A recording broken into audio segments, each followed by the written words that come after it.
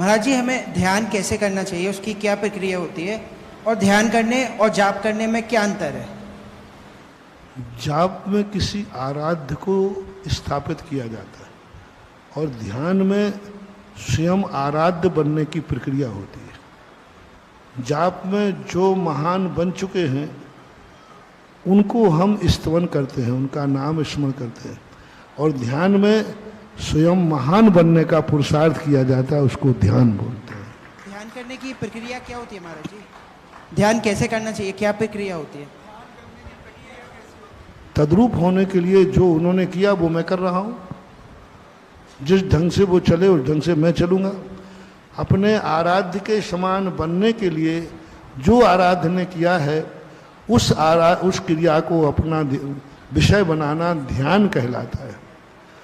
और आराध्य में मैं कुछ नहीं कर पाऊंगा भगवान, आप पवित्र हैं, हम आपका नाम लेकर के ही अपना काम चलाएंगे, ये कहते हैं। ध्यान की प्रक्रिया का अर्थ अपने एकाग्र चिंता निरोधो, मन वचन काया की चेष्टा को एकाग्र करना और उपयोग को कंसंट्रेशन ऑफ माइंड, अपने मन को एक लक्ष्य पर स्थापित कर देना।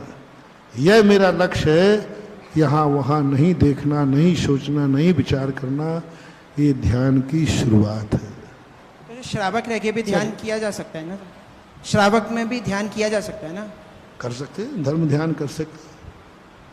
आज्ञा विषय धर्म ध्यान, जो आप ध्यान करने की बात कर रहे हैं वो ध्यान नहीं है, वो योगा है।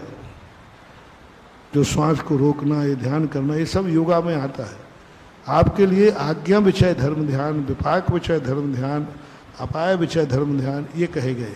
गृहस्थ को दो ध्यान कहे गए, एक तो आज्ञा विषय धर्म ध्यान और एक विपाक विषय धर्म ध्यान। अपाय विषय धर्म ध्यान वृत्ति से शुरू होता है। चार ध्यान है धर्म के, आज्ञा विषय, विपाक विषय। नारकी आदि आज्ञा विषय को ही विशेष करते हैं।